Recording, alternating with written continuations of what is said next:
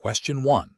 Risk assessment procedures indicate that the sampling of personal characteristics for this assessment may be susceptible to unconscious bias. Which of the following approaches best mitigates this risk while adhering to ethical assessment principles? Option A. Focusing exclusively on the statistical validity of the sampling method, assuming that objective sampling inherently eliminates bias. Option B. Proceeding with the sampling as planned, with a general awareness that bias might exist but without specific mitigation strategies. Option C. Implementing a structured process to identify potential sources of bias in the sampling methodology and developing specific strategies to counteract them, documenting these steps. Option D. Relying on the assessor's extensive experience and intuition to identify and adjust for any perceived biases during the sampling process. The correct answer is C. Implementing a structured process to identify potential sources of bias in the sampling methodology and developing specific strategies to counteract them, documenting these steps. Explanation. This scenario presents a professional challenge because it requires balancing the need for efficient and objective assessment with the ethical imperative to ensure fairness and prevent bias. The assessor must navigate the potential for unconscious bias to influence the interpretation of sampled personal characteristics, which could lead to discriminatory outcomes. Careful judgment is required to select and apply assessment methods that are both valid and ethically sound. The correct approach represents best professional practice because it prioritizes a systematic and documented process for identifying and mitigating potential biases in the assessment. This aligns with the ethical principles of fairness, objectivity, and non-discrimination, which are fundamental to responsible assessment practices. By proactively considering how personal characteristics might be sampled and interpreted, the assessor can implement safeguards to ensure that the assessment process is equitable and that conclusions drawn are based on relevant and unbiased data. This proactive stance is often implicitly or explicitly supported by professional codes of conduct and regulatory guidelines that emphasize the importance of valid and reliable assessment methods and the avoidance of unfair discrimination. An incorrect approach that relies solely on the assessor's subjective judgment without a structured risk assessment fails to acknowledge the pervasive nature of unconscious bias. This approach is ethically flawed as it increases the likelihood of biased sampling or interpretation, potentially leading to unfair or discriminatory conclusions. It neglects the professional responsibility to employ rigorous and objective methods. Another incorrect approach that focuses only on the technical aspects of sampling without considering the potential impact of personal characteristics on the interpretation of results is also professionally unacceptable. This overlooks the ethical dimension of assessment, where the asterisk meaning asterisk and asterisk application asterisk of sampled data are as crucial as the sampling method itself. Ethical practice demands consideration of the broader implications of assessment outcomes. A further incorrect approach that assumes all personal characteristics are inherently neutral and require no special consideration during sampling is a significant ethical failure. This demonstrates a lack of awareness regarding how certain characteristics can be perceived or interpreted in ways that introduce bias, even unintentionally. Professional decision-making in assessment should involve a continuous cycle of planning, implementation, and review, with a strong emphasis on ethical considerations at each stage. This includes a thorough understanding of the assessment's purpose, the characteristics being sampled, the potential for bias, and the implications of the findings. Professionals should consult relevant ethical guidelines and regulatory frameworks to inform their judgment and ensure their practices are both effective and ethically sound. Question 2. Examination of the data shows that a financial services firm is developing a new situational judgment test, SJT, to assess the personal characteristics of candidates applying for client-facing roles. The development team has proposed two distinct approaches to designing the SJT scenarios and response options. The first approach involves brainstorming scenarios based on the personal experiences of the development team members and creating response options that reflect what they believe are good or bad decisions. The second approach involves conducting in-depth job analysis with experienced client-facing professionals to identify critical incidents and competencies, then developing scenarios and response options that are reviewed and refined by a diverse panel of subject matter experts, followed by pilot testing and psychometric analysis. Which of the following approaches represents the most professionally sound and ethically defensible method for designing and implementing this situational judgment test? Option A. The second approach is acceptable, but the pilot testing and psychometric analysis can be streamlined to save time and resources. Option B. The first approach is preferable because it is more efficient and allows for quicker deployment of the SJT. Option C. The second approach, which involves rigorous job analysis, expert review, and psychometric validation, is the most professionally sound and ethically defensible method. Option D. The first approach, which relies on the subjective experiences of the development team, is sufficient as it ensures the scenarios are relatable to the developers. The correct answer is C. The second approach, which involves rigorous job analysis, expert review, and psychometric validation, is the most professionally sound and ethically defensible method. Explanation. The scenario presents a common challenge in the design and implementation of situational judgment tests, SJT, for sampling personal characteristics. Ensuring the scenarios are realistic, the response options reflect genuine professional dilemmas, and the scoring accurately captures desired competencies without introducing bias. The professional challenge lies in balancing the need for a test that is predictive of job performance with the ethical and regulatory obligations to ensure fairness, validity, and non-discrimination. Careful judgment is required to avoid creating a test that inadvertently disadvantages certain groups or fails to measure the intended personal characteristics effectively. The correct approach represents best professional practice because it prioritizes a rigorous, evidence-based methodology for SJT development and validation. This involves a multi-stage process that begins with a thorough job analysis to identify critical competencies, followed by the development of realistic scenarios and plausible response options that are then reviewed by subject matter experts. Crucially, it includes pilot testing and psychometric analysis to assess the test's reliability, validity, and fairness across different demographic groups. This systematic approach aligns with best practices in assessment design, aiming to produce a tool that is both effective and compliant with principles of fair employment and assessment. An incorrect approach that relies solely on the subjective judgment of a small, unrepresentative group of developers, or that fails to pilot test and validate the SJT is professionally unacceptable. Such an approach risks introducing unconscious bias into the scenarios or response options, leading to a test that may not accurately measure the intended personal characteristics or may unfairly disadvantage candidates from certain backgrounds. This could constitute a regulatory failure if it leads to discriminatory outcomes, violating principles of equal opportunity in employment. Ethically, it fails to uphold the responsibility to develop and use assessments that are fair and valid. Another incorrect approach that focuses on creating scenarios that are overly complex or abstract, or that offer response options that are not clearly distinguishable in terms of effectiveness, also fails professionally. This can lead to candidate confusion, frustration, and an inability to accurately demonstrate their judgment. It undermines the validity of the SJT by making it difficult to differentiate between candidates based on their actual competencies. This can also lead to inconsistent scoring and a lack of confidence in the test's results, potentially leading to poor hiring decisions. The professional decision-making process for similar situations should involve a commitment to a structured and iterative assessment development process. This includes 1. Clearly defining the purpose of the assessment and the specific personal characteristics to be measured, grounded in a robust job analysis. 2. Involving diverse subject matter experts throughout the design and review phases. 3. Developing realistic job-relevant scenarios and a range of plausible response options. 4. Conducting thorough pilot testing and psychometric analysis to evaluate validity, reliability, and fairness. And 5. Establishing clear scoring rubrics and training for raters. Continuous monitoring and review of assessment performance are also essential. Question 3. Performance analysis shows that the firm's current computer-based assessment for sampling personal characteristics is being implemented to meet regulatory requirements for suitability assessments. Which of the following approaches best ensures the integrity and compliance of this assessment process? Option A. Focusing exclusively on the technical implementation of the assessment, ensuring it runs smoothly on various devices without evaluating its content or potential for bias. Option B. Prioritizing the speed of deployment and cost-effectiveness of the assessment accepting a basic level of internal testing to meet the immediate regulatory deadline.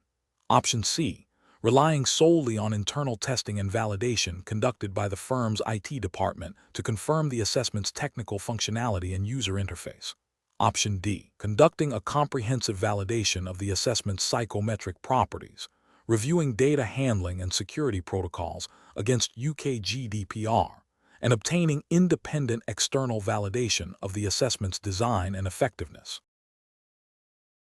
The correct answer is D, conducting a comprehensive validation of the assessment's psychometric properties, reviewing data handling and security protocols against UK GDPR, and obtaining independent external validation of the assessment's design and effectiveness.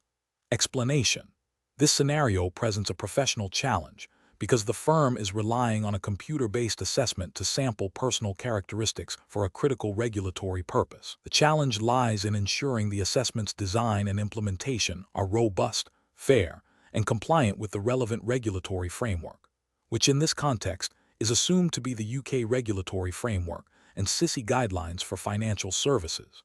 The firm must balance efficiency with the imperative to obtain accurate and representative data without introducing bias or compromising individual rights. Careful judgment is required to select an approach that not only meets regulatory expectations, but also upholds ethical standards. The correct approach represents best professional practice because it prioritizes a multifaceted validation process. This includes independent review of the assessment's psychometric properties, ensuring it accurately measures the intended personal characteristics without bias. It also involves a thorough review of the data handling and security protocol to comply with data protection regulations, such as the UK GDPR. Furthermore, seeking external validation from a qualified, independent body demonstrates a commitment to objectivity and adherence to industry best practices, which is implicitly encouraged by regulatory bodies to ensure the integrity of sampling methods. This comprehensive approach minimizes the risk of regulatory breaches and ethical lapses. An incorrect approach that relies solely on internal testing and validation fails to provide the necessary objective assurance. This could lead to regulatory scrutiny for not demonstrating sufficient due diligence in ensuring the assessment's validity and fairness. Ethically, it raises concerns about potential self-serving bias in the validation process. Another incorrect approach that focuses only on the technical implementation of the assessment, without considering its content validity or potential for bias, is also professionally unacceptable. This overlooks the fundamental requirement that the assessment must accurately and fairly sample the intended personal characteristics. Regulatory bodies expect assessments to be fit for purpose, and a purely technical focus ignores this crucial aspect, potentially leading to discriminatory outcomes or inaccurate sampling, which are serious regulatory and ethical failures. A further incorrect approach that prioritizes speed and cost-effectiveness over thorough validation risks compromising the integrity of the sampling process. While efficiency is desirable, it cannot come at the expense of regulatory compliance and ethical considerations. This approach could lead to the use of an assessment that is not fit for purpose, resulting in inaccurate data and potential regulatory sanctions. The professional decision-making process for similar situations should involve a risk-based approach. First, clearly define the purpose of sampling personal characteristics and the specific regulatory requirements. Second, evaluate potential assessment methods, considering their validity, reliability, fairness, and compliance with data protection laws. Third, conduct thorough due diligence, including seeking independent validation where appropriate, to ensure the chosen method is robust and unbiased. Finally, establish clear protocols for data handling, security, and ongoing review of the assessment's effectiveness. Question 4. The performance metrics show that a newly developed computer-based assessment designed to sample for specific personal characteristics has a high degree of face validity, and its items appear to cover the intended domain of characteristics. However, there is no empirical data linking the assessment scores to any external measure of success or performance related to those characteristics. Which approach would provide the most robust evidence for the assessment's suitability for sampling personal characteristics in a defensible manner? Option A, demonstrating that the assessment items comprehensively cover all aspects of the personal characteristics being sampled. Option B, establishing criterion-related validity by correlating assessment scores with a relevant external criterion. Option C. Providing theoretical evidence that the assessment measures the underlying psychological constructs associated with the personal characteristics. Option D. Conducting a review of expert opinions on the relevance and appropriateness of the assessment questions. The correct answer is B. Establishing criterion-related validity by correlating assessment scores with a relevant external criterion. Explanation. This scenario presents a common challenge in psychometric assessment, ensuring that a newly developed computer-based assessment accurately measures the intended personal characteristics for sampling purposes. The challenge lies in moving beyond face validity to establish robust evidence of the assessment's technical quality, which is crucial for defensible and ethical sampling decisions. Professionals must demonstrate that the assessment is not just a superficial measure, but a reliable and valid tool. The correct approach focuses on establishing criterion-related validity. This is best professional practice because it directly links the assessment scores to an external, meaningful criterion that the personal characteristics are intended to predict or relate to. For example, if the assessment aims to sample for characteristics related to job performance, criterion-related validity would involve correlating assessment scores with actual job performance ratings. This provides empirical evidence that the assessment is measuring what it purports to measure in a practically relevant way. Regulatory frameworks governing assessments, particularly those used for sampling or selection, often implicitly or explicitly require evidence of predictive or concurrent validity to ensure fairness and effectiveness. An incorrect approach that relies solely on content validity would be insufficient. While content validity ensures that the assessment items adequately represent the domain of personal characteristics being sampled, it does not provide evidence of how well the assessment scores relate to external outcomes. This could lead to an assessment that looks good on paper, but fails to predict actual relevant behaviors or performance, thus being an ineffective sampling tool and potentially leading to unfair selection. Another incorrect approach focusing only on construct validity, without further empirical linkage to a criterion, would also be problematic in this context. Construct validity is essential for understanding the underlying theoretical constructs being measured. However, for sampling purposes, simply demonstrating that the assessment measures a theoretical construct is often not enough. The assessment needs to show that this construct has practical implications and predictive power in the real world, which is the domain of criterion-related validity. Without this link, the assessment might be theoretically sound, but practically useless for the intended sampling objective. A professional decision-making process should involve a systematic evaluation of the assessment's psychometric properties. This begins with clearly defining the purpose of the sampling and the personal characteristics to be measured. Then, evidence for each type of validity should be gathered.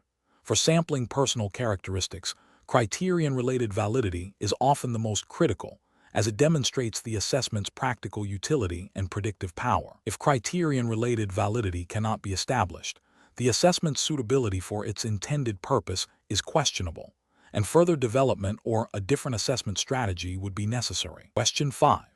Analysis of the ethical considerations in selecting a computer-based assessment for sampling personal characteristics.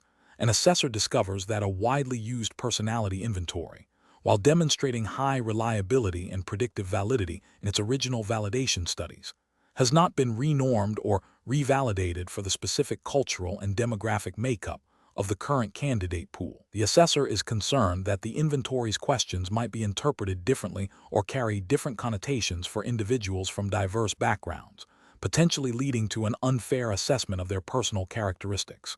What is the most ethically and professionally sound approach for the assessor to take in this situation? Option A.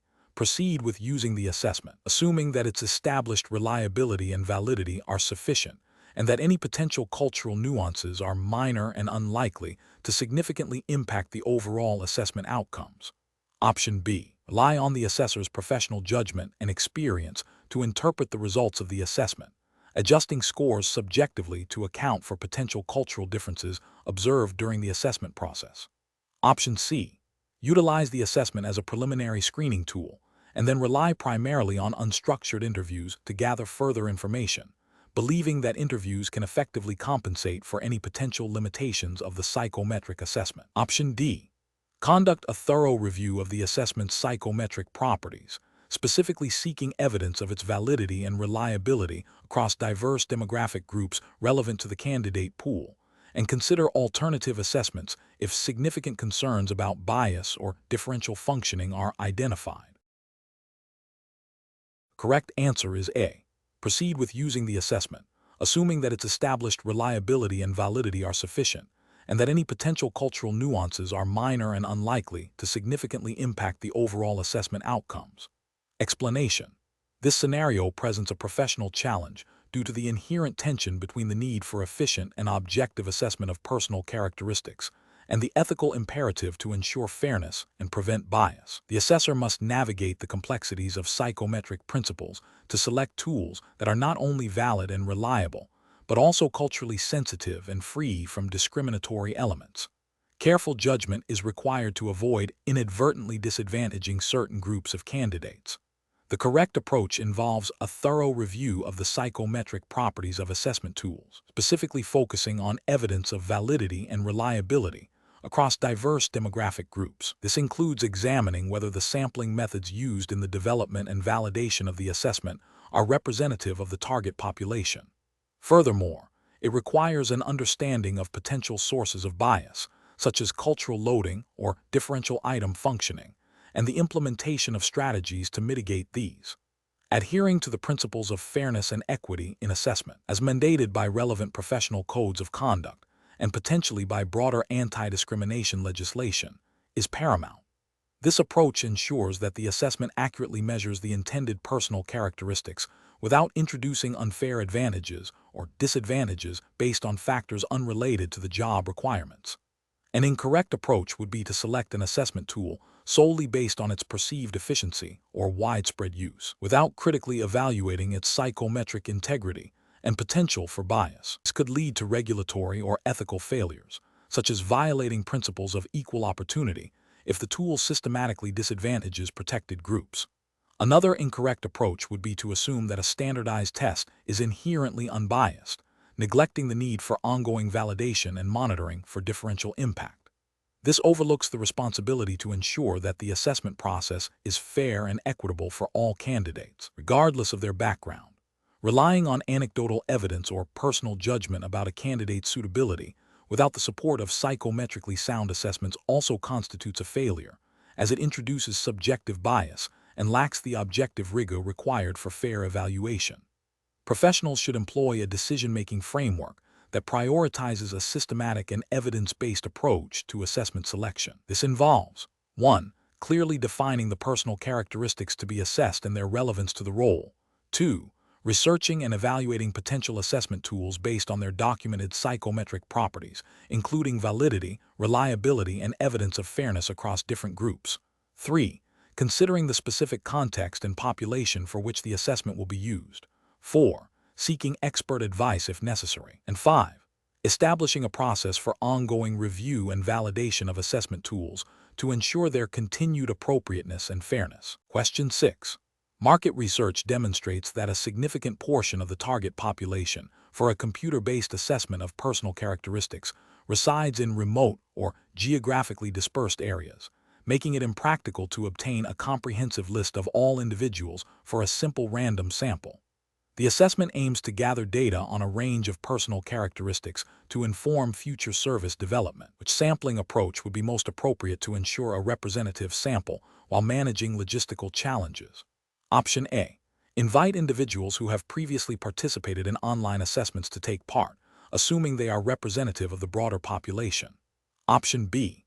Divide the population into geographic regions, randomly select a number of these regions, and then include all individuals within the selected regions in the assessment. Option C. Select individuals from readily available online forums and social media groups that are related to the assessment's topic.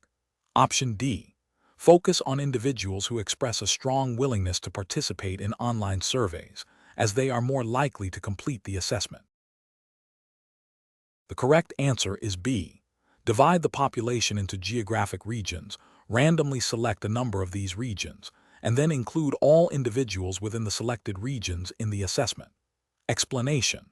This scenario presents a challenge in selecting an appropriate sampling method for a computer-based assessment designed to sample personal characteristics. The core difficulty lies in balancing the need for a representative sample with the practical constraints and potential biases inherent in different sampling techniques, particularly when dealing with a large, dispersed population accessible via computer. The chosen method must align with the principles of the computer-based assessment for sampling personal characteristics framework, ensuring that the sampled personal characteristics are accurately and ethically represented. The correct approach leverages cluster sampling to address the logistical complexities of reaching a geographically diverse population for a computer-based assessment. By dividing the population into naturally occurring groups, clusters, and then randomly selecting entire clusters for inclusion, it allows for efficient data collection while maintaining a degree of randomness. This method is particularly suitable when a complete list of all individuals, a sampling frame, is unavailable or impractical to obtain, which is often the case for broad personal characteristic assessments conducted online. The regulatory framework for computer-based assessments emphasizes the importance of representative sampling to ensure the validity and reliability of the data collected. Cluster sampling, when properly implemented with random selection of clusters, helps achieve this representativeness by ensuring that different segments of the population have a chance of being included. It is a recognized technique for managing large-scale sampling challenges in a cost-effective manner, aligning with the practical considerations often faced in such assessments. An incorrect approach that involves selecting individuals based on their perceived willingness to participate in online surveys introduces significant selection bias. This violates the fundamental principle of random sampling, which is to give every member of the target population an equal or known probability of selection. Such a method would likely overrepresent individuals who are more tech-savvy, have more free time, or are more inclined to engage with online assessments, leading to a sample that is not representative of the broader population whose personal characteristics are being sampled. This failure to achieve representativeness undermines the validity of the assessment's findings and could lead to inaccurate conclusions about the personal characteristics being studied, potentially contravening ethical guidelines that mandate unbiased data collection. Another incorrect approach, selecting individuals from readily available online forums or social media groups, suffers from similar biases. While seemingly convenient, these sources often represent a self-selected, non-random subset of the population. Individuals participating in specific online communities may share common interests, demographics, or opinions that are not reflective of the general population. This leads to a sample that is not representative and can skew the results of the personal characteristics assessment. The regulatory framework for such assessments requires that sampling methods minimize bias to ensure the integrity of the data. Relying on convenient samples from online groups fails to meet this standard. A third incorrect approach, focusing solely on individuals who have previously participated in online assessments, creates a sample that is biased towards prior online assessment takers. This excludes individuals who may have different personal characteristics, but have not engaged with online assessments before. This creates a sampling frame that is too narrow and unrepresentative of the intended population. The goal of sampling personal characteristics is to understand these traits across a broader spectrum of individuals, not just those already accustomed to online assessment environments.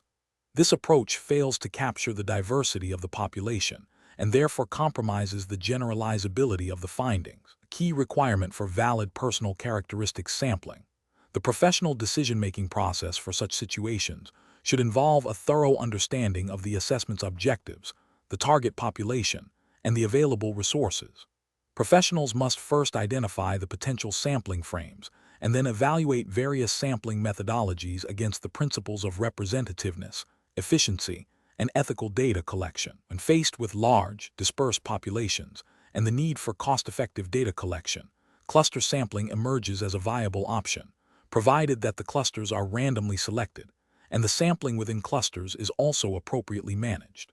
The decision should always prioritize methods that minimize bias and maximize the likelihood of obtaining a representative sample, in accordance with the specific regulatory framework governing the assessment. Question 7.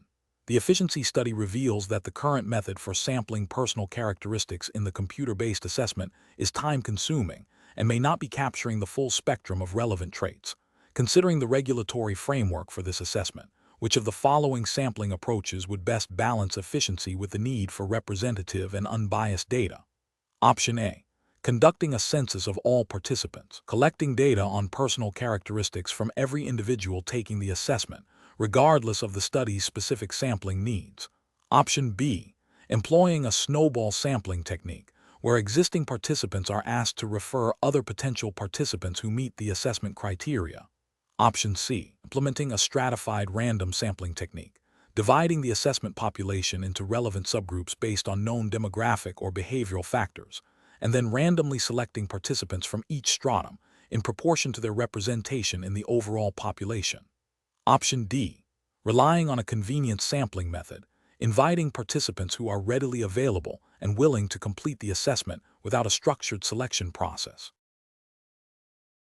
The correct answer is C, implementing a stratified random sampling technique, dividing the assessment population into relevant subgroups based on known demographic or behavioral factors, and then randomly selecting participants from each stratum in proportion to their representation in the overall population. Explanation: this scenario presents a professional challenge because it requires the assessor to interpret and apply the principles of sampling personal characteristics in a way that is both efficient and ethically sound, adhering strictly to the regulatory framework for the computer-based assessment for sampling personal characteristics. The assessor must balance the need for comprehensive data collection with the practical constraints of a computer-based assessment, ensuring that the sampling method chosen does not inadvertently introduce bias or compromise the integrity of the assessment. Careful judgment is required to select a sampling approach that accurately reflects the target population's personal characteristics without oversampling or undersampling specific groups, which could lead to flawed conclusions. The correct approach represents best professional practice because it prioritizes a systematic and statistically sound method for sampling personal characteristics. This ensures that the data collected is representative of the broader population being assessed. Adherence to the regulatory framework for computer-based assessments means that the chosen method is validated, reliable, and minimizes potential biases inherent in less structured sampling techniques.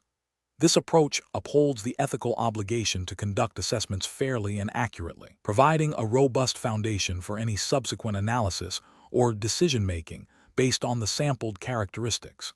Each incorrect approach carries specific regulatory and ethical failures. One incorrect approach might involve a haphazard or convenience-based sampling method.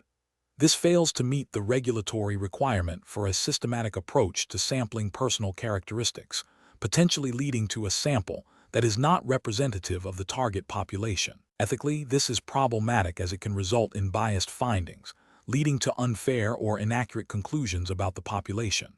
Another incorrect approach could be oversampling specific characteristics without a clear statistical or regulatory justification.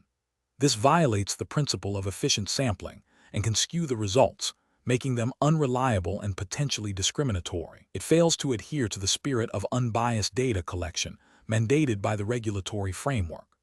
A third incorrect approach might be to rely solely on readily available data without considering its relevance or potential biases, neglecting the specific requirements for sampling personal characteristics within the context of the computer-based assessment. This demonstrates a lack of due diligence and a failure to comply with the assessment's specific methodological standards. Professionals should employ a decision-making framework that begins with a thorough understanding of the assessment's objectives and the specific personal characteristics to be sampled. They must then consult the relevant regulatory framework and guidelines to identify permissible and recommended sampling methodologies. A comparative analysis of different sampling techniques, considering their statistical validity, efficiency, and potential for bias within the computer-based assessment environment, is crucial. The chosen method should be justifiable based on its ability to yield representative data while adhering to all regulatory and ethical mandates. Continuous evaluation of the sampling process and its outcomes is also essential to ensure ongoing compliance and data integrity. Question 8. Research into the effective and ethical sampling of personal characteristics for computer-based assessments necessitates a deep understanding of what constitutes a relevant characteristic and how to measure it without bias. Considering the regulatory framework for computer-based assessments, which of the following approaches best exemplifies a sound methodology for sampling personal characteristics? Option A. Utilizing a broad, nonspecific sampling approach that captures a wide array of personal traits, with the assumption that a larger dataset will inherently lead to more accurate insights, regardless of the relevance of each trait. Option B, prioritizing the collection of easily accessible demographic data that might correlate with certain outcomes, assuming these characteristics are broadly representative of the population being assessed. Option C, relying on anecdotal evidence and readily available online profiles to infer personal characteristics, as this provides a quick and cost-effective way to gather information. Option D, employing a sampling strategy that focuses on characteristics demonstrably linked to the assessment's objectives, utilizing validated psychometric methods to ensure reliability and validity, and actively seeking to mitigate potential biases in the sampling design. Correct answer is D, employing a sampling strategy that focuses on characteristics demonstrably linked to the assessment's objectives, utilizing validated psychometric methods to ensure reliability and validity, and actively seeking to mitigate potential biases in the sampling design. Explanation: this scenario is professionally challenging because it requires the assessor to balance the need for efficient data collection with the ethical and regulatory imperative to ensure the assessment accurately reflects an individual's personal characteristics without introducing bias or unfairness. The assessor must understand that personal characteristics are not merely superficial traits, but can encompass a wide range of attributes that, if sampled inappropriately, could lead to discriminatory outcomes or misinterpretations of an individual's suitability for a role or program. The regulatory framework for computer-based assessments, particularly concerning sampling personal characteristics, emphasizes fairness, validity, and the avoidance of adverse impact. The correct approach represents best professional practice because it prioritizes a systematic and validated method for sampling personal characteristics. This ensures that the assessment tools are designed to measure what they intend to measure, validity, and that the results are consistent and reliability. Furthermore, it aligns with the ethical obligation to treat all individuals equitably and to avoid making judgments based on irrelevant or protected characteristics. By focusing on characteristics demonstrably linked to the purpose of the assessment and employing sampling techniques that minimize bias, the assessor upholds the integrity of the assessment process and complies with the spirit and letter of the regulatory guidelines. An incorrect approach that relies on readily available but potentially superficial or biased data fails to meet the standards of a valid assessment. Such an approach risks capturing irrelevant information or perpetuating existing societal biases, leading to unfair or discriminatory conclusions. This directly contravenes the regulatory requirement for assessments to be fair and to avoid adverse impact. Another incorrect approach that uses a broad, unvalidated sampling strategy without clear justification for the chosen characteristics, also problematic. It suggests a lack of rigor and a failure to understand the nuanced definition and importance of personal characteristics in the context of assessment. This can lead to the collection of data that is not fit for purpose, wasting resources, and potentially misinforming decisions. Ethically, it demonstrates a disregard for the principles of responsible assessment design and application. The professional decision-making process for similar situations should involve a clear understanding of the assessment's objectives, a thorough review of the relevant regulatory framework, and a commitment to using validated and ethically sound methodologies. Assessors should ask, what specific personal characteristics are essential for the purpose of this assessment? How can these characteristics be sampled in a way that is fair, valid, and reliable? What are the potential risks of bias or adverse impact with each sampling method, and how can these risks be mitigated? This structured approach, grounded in regulatory compliance and ethical principles, ensures that decisions are informed, defensible, and uphold the highest professional standards. Question 9. Operational review demonstrates that a computer-based assessment designed to sample personal characteristics is exhibiting inconsistent results when administered to the same cohort of individuals over a short period. The assessment involves subjective interpretation of responses by trained personnel. Which of the following actions is the most appropriate next step to investigate and address the observed inconsistencies? Option A. Analyze the demographic data of the individuals who received inconsistent scores to identify potential demographic biases. Option B. Re-administer the entire assessment to a sample of the original cohort to measure test-retest reliability. Option C. Have independent raters score a subset of the assessment responses using the established scoring rubric to evaluate inter-rater reliability. Option D. Conduct a study to assess the correlation between different items within the assessment to measure its internal consistency. The correct answer is D. Conduct a study to assess the correlation between different items within the assessment to measure its internal consistency. Explanation. This scenario presents a professional challenge because the computer-based assessment for sampling personal characteristics is intended to provide objective and consistent measures of an individual's traits. When reliability issues arise, it directly undermines the validity and fairness of the assessment process. The core challenge lies in identifying the source of the inconsistency and implementing appropriate corrective actions to ensure the assessment tool meets its intended purpose and adheres to regulatory standards for psychometric soundness. Careful judgment is required to distinguish between different types of reliability and their implications. The correct approach, focusing on identifying and addressing potential inter-rater reliability issues by having independent raters score a subset of responses, represents best professional practice. This is because the assessment's design, involving subjective interpretation of personal characteristics, inherently introduces the possibility of rater bias or inconsistency. By systematically evaluating inter-rater reliability, the organization can determine if the scoring rubric is clear, if raters are adequately trained, or if the nature of the characteristics being sampled is too ambiguous for consistent scoring. This aligns with regulatory frameworks that mandate the use of valid and reliable assessment tools, ensuring that individuals are evaluated fairly and consistently, regardless of who administers or scores the assessment. Ethical considerations also demand that assessment results are trustworthy and not subject to arbitrary variations. An incorrect approach that focuses solely on test-retest reliability by re-administering the same assessment to a sample of individuals without considering the scoring process fails to address the potential source of error. If the inconsistency stems from how different scorers interpret responses, simply retesting individuals will not resolve the issue and may even introduce confounding factors like practice effects. This approach is professionally unacceptable as it ignores a likely source of unreliability and does not lead to a robust solution. Another incorrect approach, which involves solely examining internal consistency by analyzing the correlation between different items within the assessment, is also professionally deficient in this context. While internal consistency is a crucial measure of reliability, it primarily assesses whether the items within a single test measure the same underlying construct.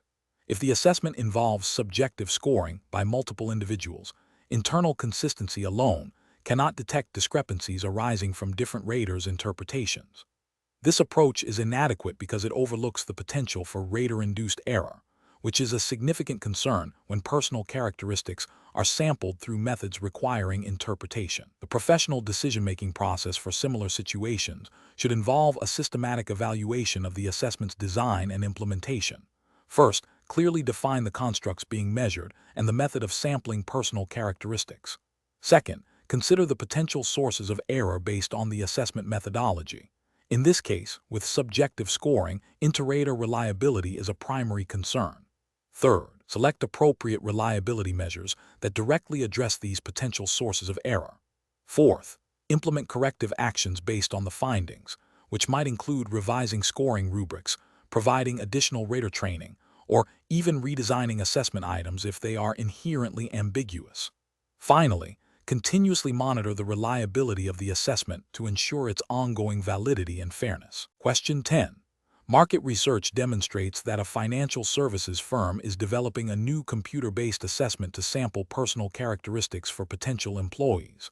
The firm intends to assess candidates' conscientiousness, a personality trait, their interest in client advisory roles, a vocational interest, and their commitment to ethical conduct, a value. Which of the following sampling approaches best aligns with the regulatory framework for computer-based assessment of personal characteristics, ensuring accurate and distinct measurement of each characteristic? Option A. Focusing sampling efforts exclusively on personality traits, assuming that other personal characteristics like interests and values are sufficiently captured by a strong personality profile, and using a simple random sampling method. Option B. Employing a single broad personality inventory that includes items designed to infer conscientiousness, client advisory interest, and ethical commitment, using a stratified random sampling method across all candidate pools. Option C. Developing separate, validated assessment modules for personality, specifically measuring conscientiousness, vocational interests, specifically measuring interest in client advisory roles, and values, specifically measuring commitment to ethical conduct, and then applying a targeted sampling strategy for each module based on its specific measurement objectives. Option D. Utilizing a single, general aptitude test that assumes a correlation between cognitive ability and all personal characteristics, and then applying a convenient sampling method to recruit participants for the assessment. The correct answer is B. Employing a single, broad personality inventory that includes items designed to infer conscientiousness, client advisory interest, and ethical commitment, using a stratified random sampling method across all candidate pools. Explanation: this scenario is professionally challenging because it requires a firm to balance the need for efficient and effective sampling methods with the absolute priority of adhering to the regulatory framework governing computer-based assessments for sampling personal characteristics. The core challenge lies in ensuring that the chosen sampling method for personality, interests, and values accurately reflects the target population without introducing bias or violating data privacy principles, all within the strict confines of the specified regulatory framework.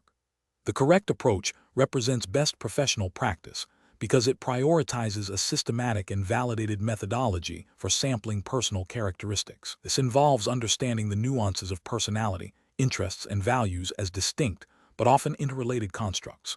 A statistically sound sampling strategy, informed by the specific regulatory guidelines, ensures that the data collected is representative and reliable.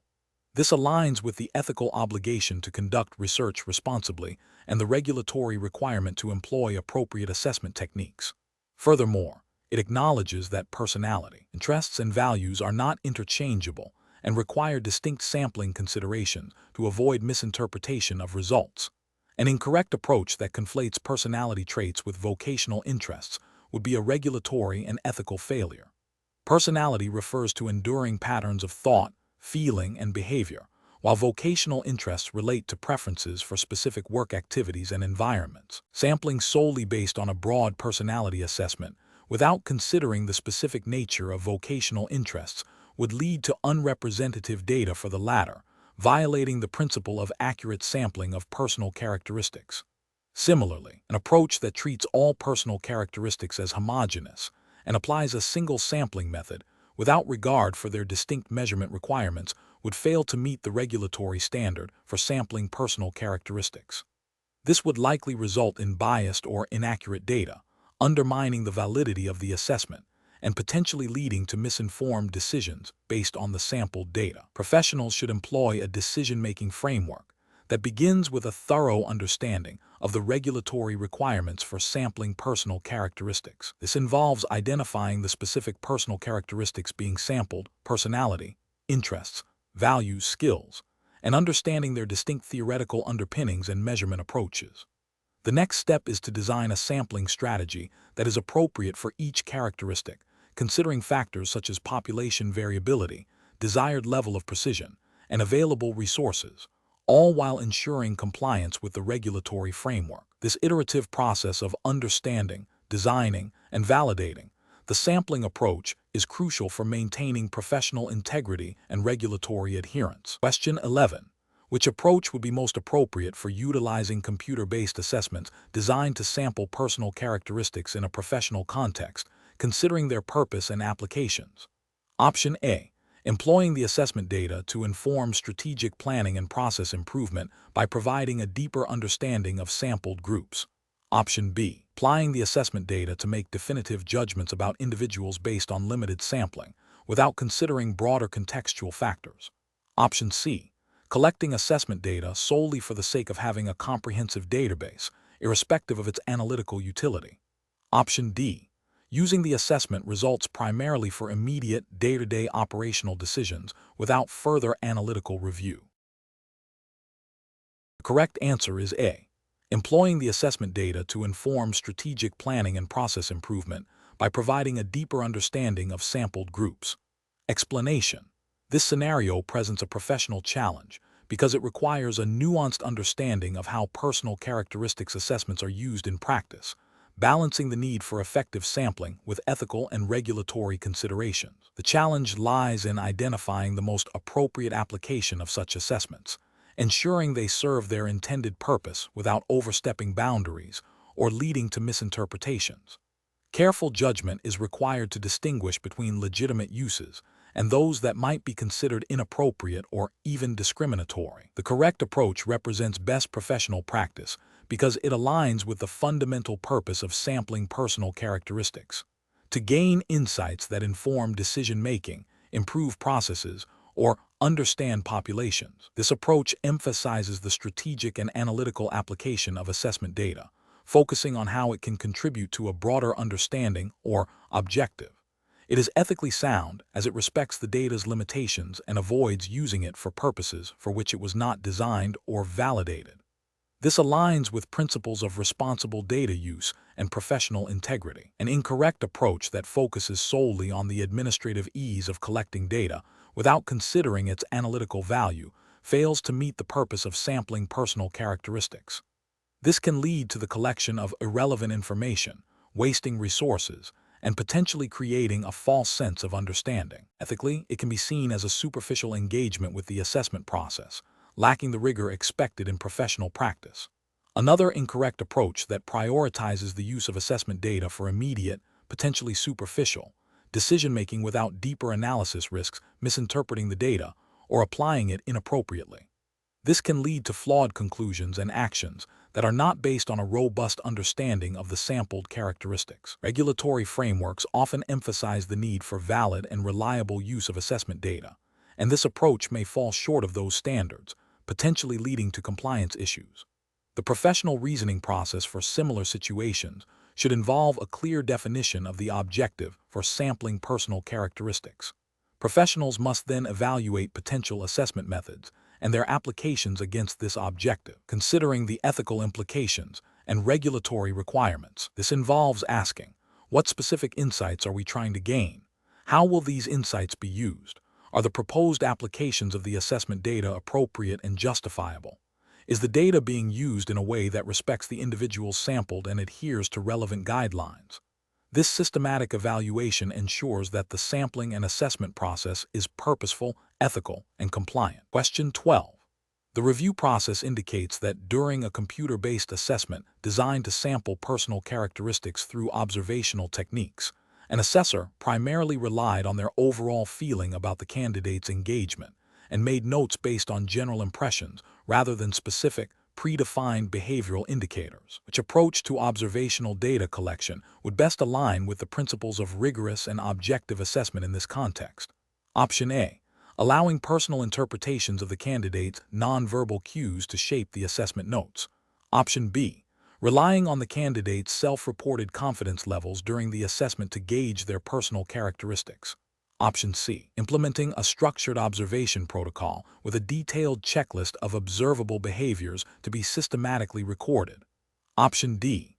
Focusing on the final score achieved by the candidate to infer their personal characteristics. The correct answer is C. Implementing a structured observation protocol with a detailed checklist of observable behaviors to be systematically recorded. Explanation. Scenario analysis. This scenario is professionally challenging because it requires the assessor to balance the need for objective data collection with the potential for observer bias when using observational techniques in a computer-based assessment for sampling personal characteristics. The assessor must ensure that their observations are systematic, reliable, and do not inadvertently influence the candidate's behavior or the interpretation of the results, thereby compromising the integrity of the assessment. Correct approach analysis. The correct approach represents best professional practice because it prioritizes systematic data collection through structured observation protocols. This method ensures that observations are focused on predefined behavioral indicators relevant to the personal characteristics being sampled. By using a standardized checklist or rating scale, the assessor can objectively record the presence or absence of specific behaviors, minimizing subjective interpretation and enhancing the reliability and validity of the assessment data. This aligns with the principles of fair and accurate assessment, ensuring that candidates are evaluated based on observable actions rather than personal impressions. Incorrect approach is analysis. One incorrect approach involves relying on general impressions and anecdotal evidence. This is professionally unacceptable as it introduces significant observer bias and lacks the systematic rigor required for reliable data collection. It fails to adhere to the principles of objective assessment, potentially leading to unfair evaluations and misinterpretations of a candidate's personal characteristics. Such an approach would violate the implicit ethical obligation to conduct assessments fairly and accurately. Another incorrect approach is to allow personal assumptions about the candidate's personality to guide observations. This is a direct contravention of ethical assessment practices.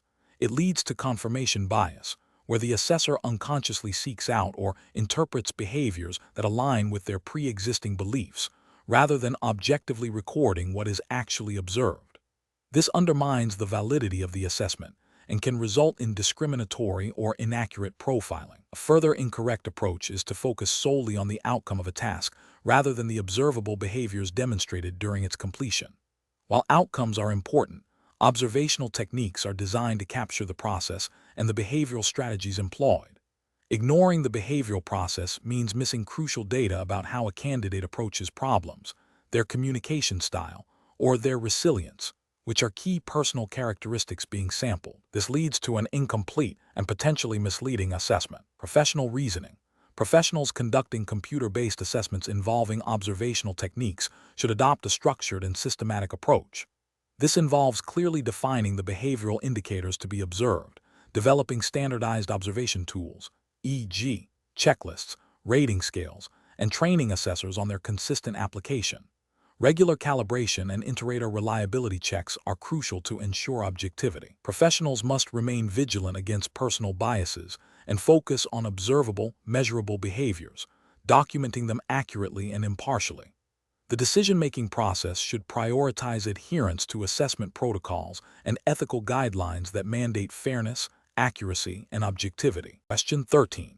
The analysis reveals that a computer-based assessment designed to sample personal characteristics is considering the implementation of an adaptive testing algorithm.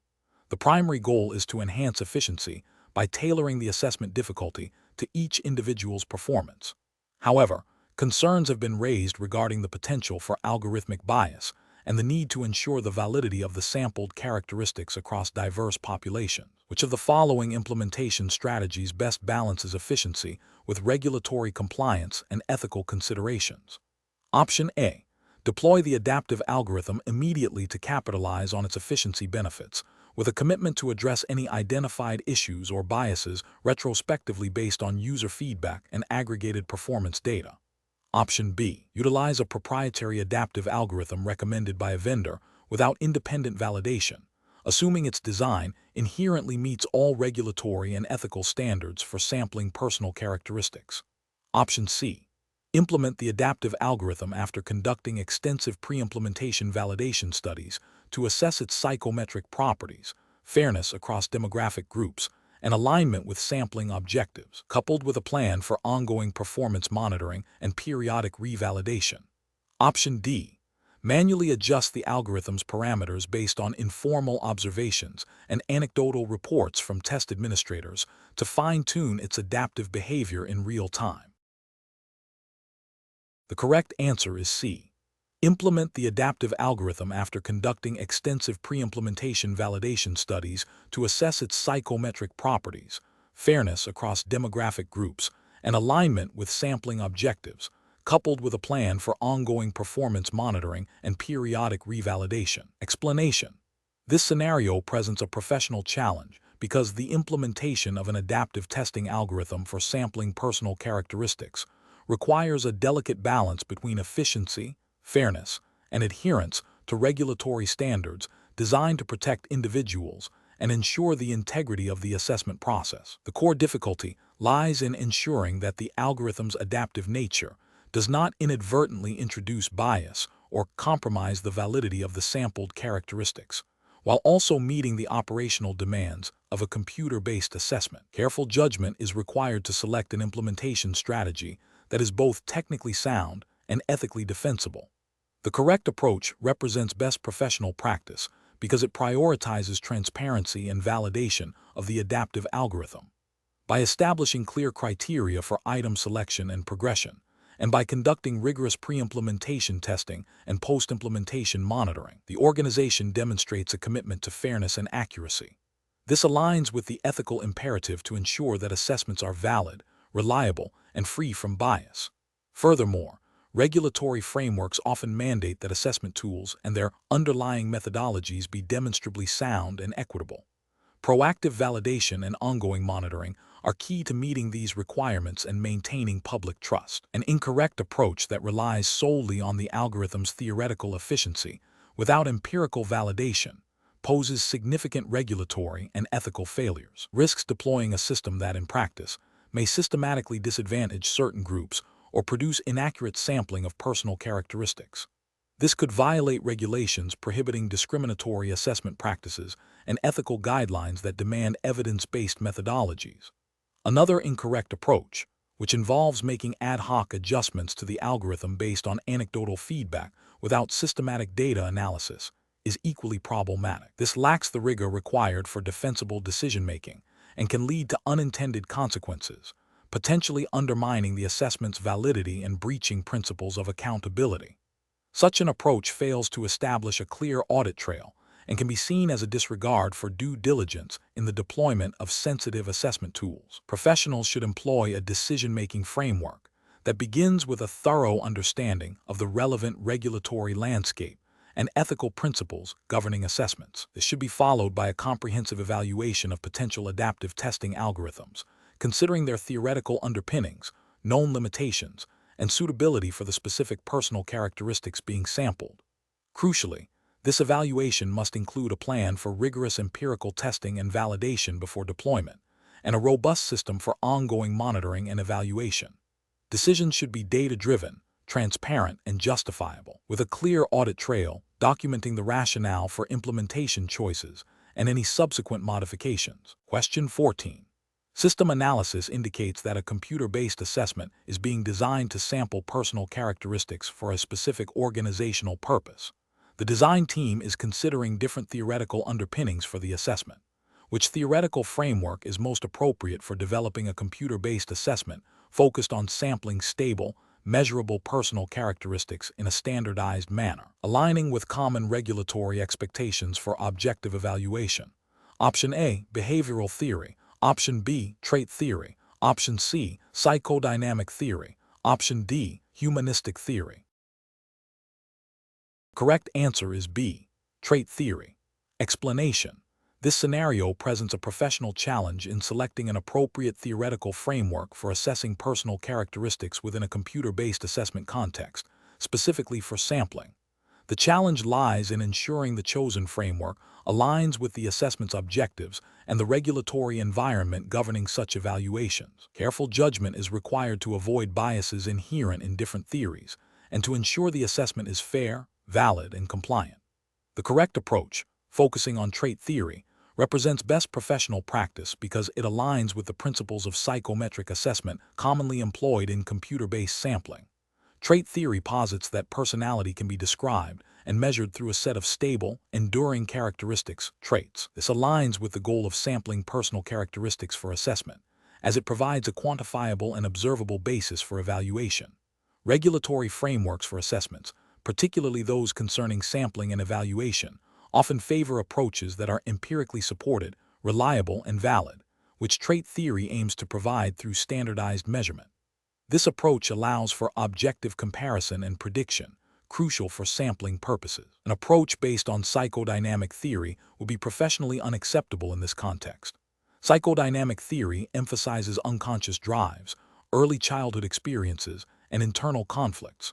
While valuable for therapeutic settings, its subjective nature, reliance on interpretation, and difficulty in objective, standardized measurement make it unsuitable for computer-based sampling of personal characteristics. Regulatory bodies often require assessments to be objective and verifiable, which psychodynamic interpretations struggle to provide, potentially leading to biased or unreliable sampling.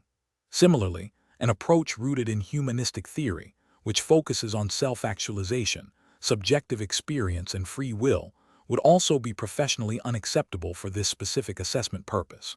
While promoting personal growth, humanistic approaches are inherently subjective and less amenable to the standardized, quantifiable data collection required for computer-based sampling.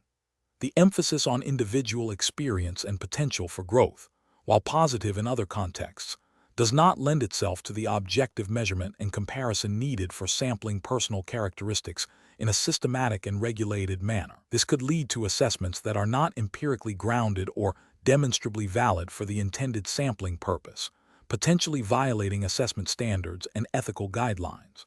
The professional decision-making process for similar situations should involve a thorough understanding of the assessment's objectives, the target population, and the applicable regulatory framework. Professionals must critically evaluate theoretical approaches based on their suitability for objective measurement, empirical validity, reliability, and compliance with assessment standards. The chosen framework should facilitate the collection of data that is quantifiable, comparable, and defensible, ensuring the integrity and fairness of the sampling process. Question 15. The assessment process reveals that the sampling of personal characteristics for a computer-based evaluation requires understanding nuanced individual responses. Considering the specific regulatory framework for the computer-based assessment for sampling personal characteristics, which approach to utilizing projective tests like the Rorschach and thematic apperception test, TAT, best optimizes the process while adhering to ethical and legal mandates. Option A. Employing Rorschach and TAT as primary tools for all sampling, assuming their inherent depth will capture all necessary personal characteristics, with interpretations handled by general assessment staff. Option B. Utilizing Rorschach and TAT as supplementary tools to confirm findings from more objective assessments, without requiring specialized training for interpretation, as the computer-based nature of the overall assessment should standardize the process. Option C. Prioritizing the use of Rorschach and TAT for all individuals sampled, regardless of the specific personal characteristics being assessed, to ensure a comprehensive psychological profile is generated, with results automatically processed by the assessment software for objective scoring. Option D. Integrating Rorschach and TAT into the sampling strategy, only when their specific diagnostic or inferential capabilities are directly relevant to the defined personal characteristics being sampled, and ensuring all interpretations are conducted by assessors with specialized training and ongoing supervision in these techniques. The correct answer is A. Employing Rorschach and TAT as primary tools for all sampling, assuming their inherent depth will capture all necessary personal characteristics, with interpretations handled by general assessment staff. Explanation. This scenario presents a professional challenge in ensuring the ethical and effective application of projective tests within the context of sampling personal characteristics for assessment. The core difficulty lies in balancing the need for comprehensive data with the inherent subjectivity and potential for misinterpretation of projective techniques like the Rorschach and thematic apperception test, TAT. Adherence to the specific regulatory framework for the computer-based assessment for sampling personal characteristics is paramount, demanding that all assessment methods are validated, reliable, and applied in a manner that respects individual privacy and avoids bias. The correct approach represents best professional practice because it prioritizes the use of projective tests only when they are demonstrably relevant to the sampling objectives and when the assessors possess the requisite specialized training and supervision. This aligns with the ethical guidelines of professional psychological practice, which mandate competence and the appropriate use of assessment tools. Furthermore, it ensures that the interpretation of such subjective data is grounded in established psychometric principles and is conducted by qualified individuals, thereby minimizing the risk of misdiagnosis or inappropriate sampling decisions. This approach upholds the integrity of the assessment process and protects the individuals being sampled. An incorrect approach that involves the routine or uncritical application of projective tests without considering their specific relevance to the sampling goals would represent a significant regulatory and ethical failure. This could lead to the collection of irrelevant or misleading data, wasting resources, and potentially compromising the validity of the overall sampling strategy. Another incorrect approach, such as interpreting projective test results without adequate training or supervision, constitutes a direct violation of professional competence standards. This can result in biased interpretations, inaccurate conclusions about personal characteristics, and a failure to meet the rigorous standards of the specified regulatory framework. Such actions undermine the credibility of the assessment process and could have serious consequences for the individuals sampled. The professional decision-making process for similar situations should involve a thorough initial assessment of the sampling objectives and the suitability of various assessment methods. Professionals must critically evaluate whether projective tests are the most appropriate tools for gathering the required personal characteristics, considering their psychometric properties and the specific context of the assessment. If projective tests are deemed appropriate, the next step is to ensure that the assessors are adequately trained and supervised in their administration and interpretation, adhering strictly to the guidelines of the computer-based assessment for sampling personal characteristics. This includes understanding the limitations of these tests and employing a multi-method approach where possible to triangulate findings and enhance the reliability of the sampled characteristics. Question 16. During the evaluation of personal characteristics through a computer-based assessment, an assessor obtains raw scores for several individuals. The assessor is considering how to interpret these scores to understand the individual's standing relative to a broader population. Which of the following actions best upholds the principles of standardization and the importance of norms in this context? Option A. Averaging the raw scores of the current group of individuals to create a new internal benchmark for comparison. Option B. Interpreting the raw scores by referencing established norms derived from a representative sample of the target population, allowing for a standardized comparison. Option C. Disregarding the raw scores and focusing solely on qualitative observations made during the assessment process. Option D. Comparing the raw scores directly against a predefined arbitrary threshold that the assessor believes indicates a certain level of proficiency. The correct answer is D. Comparing the raw scores directly against a predefined arbitrary threshold that the assessor believes indicates a certain level of proficiency. Explanation. This scenario presents a professional challenge because it requires the assessor to balance the need for efficient data collection with the fundamental requirement of ensuring the validity and comparability of the sampled personal characteristics. The core of the challenge lies in understanding and applying the concept of standardization, specifically through the use of norms, to interpret raw assessment scores. Without proper norms, raw scores are essentially meaningless in a comparative context, making it impossible to accurately assess an individual's standing relative to a relevant group. The correct approach represents best professional practice because it acknowledges that standardized assessments rely on established norms derived from representative samples. These norms provide a benchmark against which individual scores can be meaningfully interpreted. By using established norms, the assessor ensures that the sampled personal characteristics are being evaluated in a way that allows for consistent and fair comparisons, which is a cornerstone of ethical and effective assessment practices. This aligns with the principles of psychometric soundness and the responsible use of assessment tools, ensuring that conclusions drawn from the data are valid and reliable. An incorrect approach that fails to use established norms for interpreting raw scores is professionally unacceptable. This failure constitutes a significant regulatory and ethical lapse because it leads to invalid interpretations of personal characteristics. Without norms, the assessor is essentially creating an ad hoc and subjective standard, which is not defensible under any regulatory framework governing assessment. This can result in misclassification, unfair judgments, and potentially discriminatory outcomes, violating principles of fairness and equity. Furthermore, it undermines the integrity of the assessment process and the data collected, rendering it unusable for its intended purpose. The professional decision-making process for similar situations should involve a thorough understanding of the assessment tools being used, including their psychometric properties and the importance of their associated norms. Professionals must always prioritize the use of validated and standardized procedures. When faced with raw data, the immediate next step should be to consult the assessment manual or relevant documentation to identify and apply the appropriate norms for interpretation. If norms are unavailable or inappropriate for the target population, the professional should not proceed with interpretation, but rather seek guidance or alternative assessment methods that are properly normed.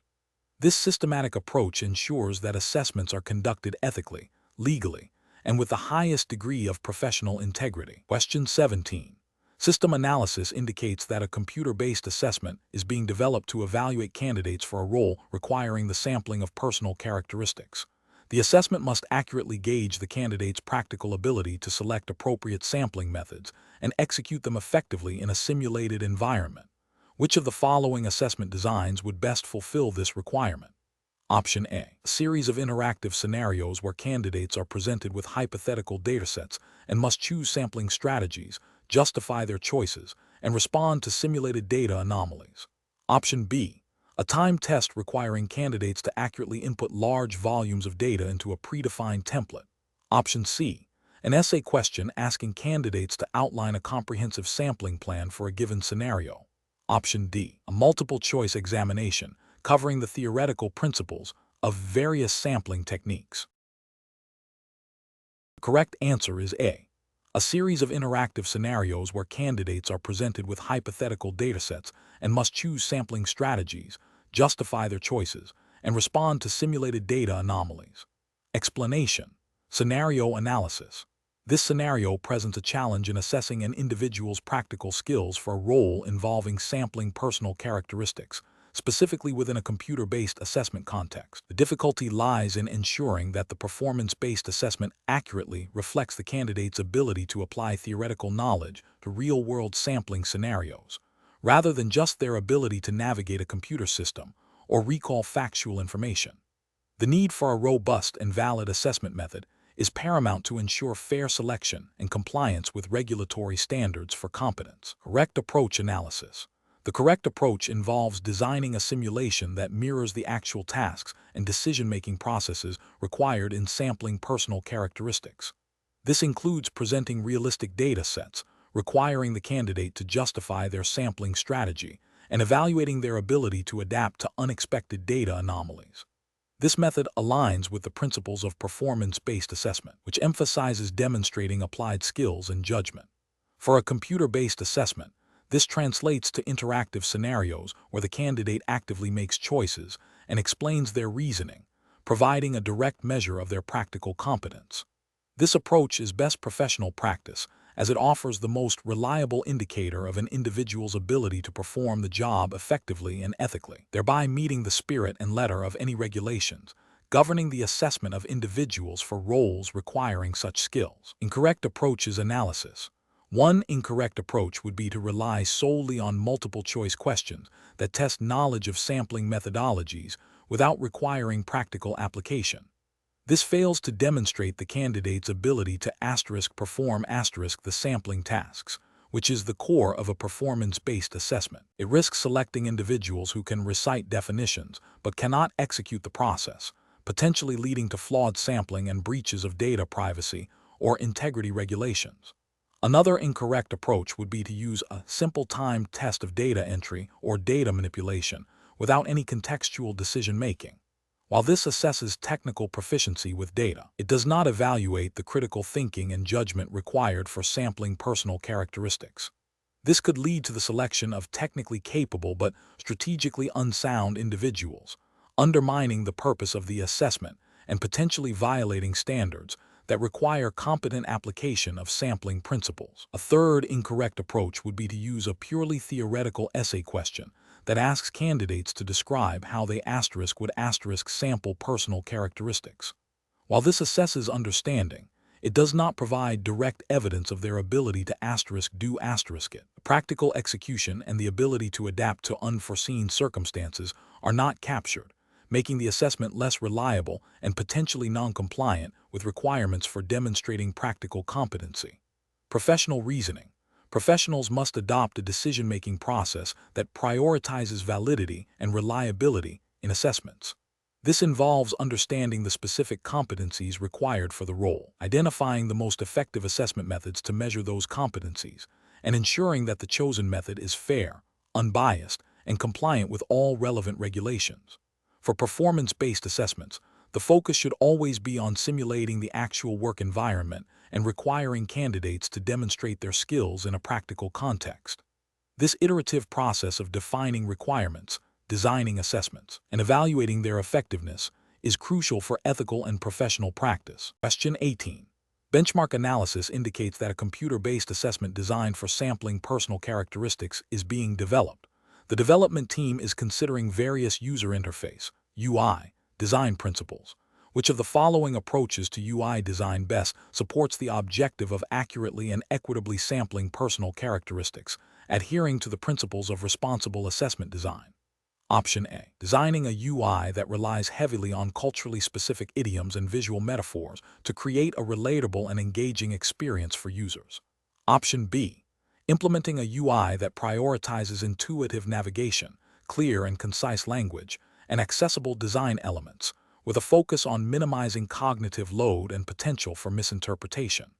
Option C. Utilizing a UI that incorporates domain-specific jargon and complex terminology to ensure the assessment's technical rigor and appeal to a specialized audience. Option D. Adopting a visually striking and innovative UI with cutting-edge graphical elements to enhance user engagement and perceived sophistication of the assessment. The correct answer is B.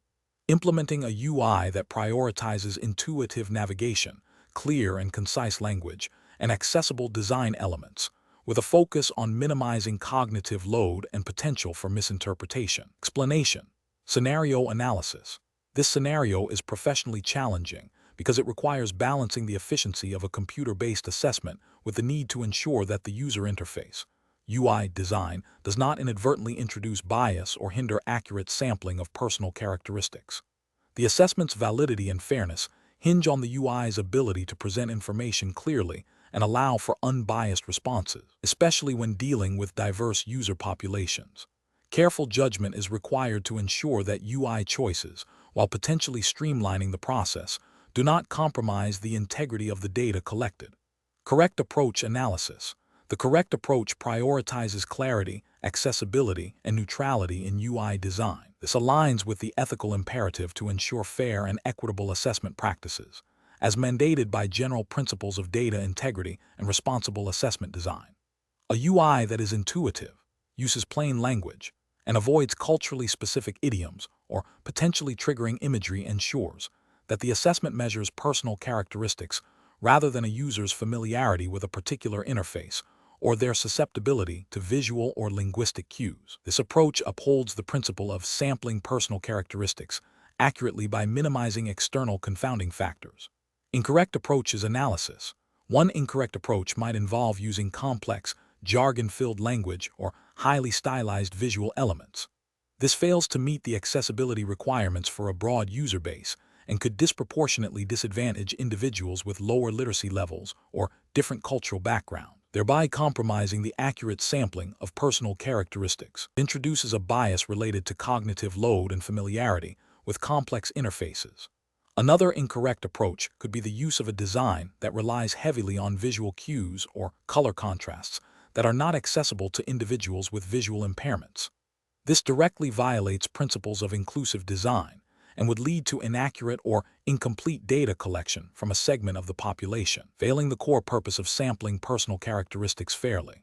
A third incorrect approach might be to prioritize a visually modern or engaging design over functional clarity, leading to an interface that is difficult to navigate or understand. This can cause user frustration, increase error rates, and ultimately skew the sampled personal characteristics by reflecting the user's experience with the interface rather than their inherent traits. This approach prioritizes aesthetics over the fundamental requirement of accurate and unbiased data collection. Professional reasoning. Professionals should adopt a user-centered design process that involves iterative testing with diverse user groups. This process should focus on usability, clarity, and accessibility, ensuring that the UI facilitates, rather than hinders, the accurate and unbiased sampling of personal characteristics. Regulatory frameworks, even if not explicitly detailing UI design, generally mandate fair and valid assessment practices, which inherently require thoughtful UI considerations. Professionals must proactively identify and mitigate potential biases introduced by the assessment's presentation. Question 19. Regulatory review indicates that the computer-based assessment for sampling personal characteristics must employ psychometric methods that ensure the accurate and unbiased measurement of latent traits. When applying item response theory, ERT, to sample personal characteristics, Which of the following approaches best aligns with these regulatory expectations for fairness and validity? Option A. Utilizing the most computationally efficient IRT model available, prioritizing speed of analysis over detailed examination of item bias across different populations. Option B. Employing a basic one-parameter logistic, 1PL, IRT model without conducting any further analyses to assess its suitability for diverse populations, assuming generalizability. Option C. Selecting an IRT model that has demonstrated invariance across relevant demographic subgroups through rigorous differential item functioning analysis, ensuring that item parameters do not systematically differ based on group membership. Option D. Focusing exclusively on the theoretical elegance of advanced IRT models without empirical validation of their performance in the specific context of the sampled personal characteristics and population. The correct answer is C. Selecting an IRT model that has demonstrated invariance across relevant demographic subgroups through rigorous differential item functioning analysis, ensuring that item parameters do not systematically differ based on group membership. Explanation.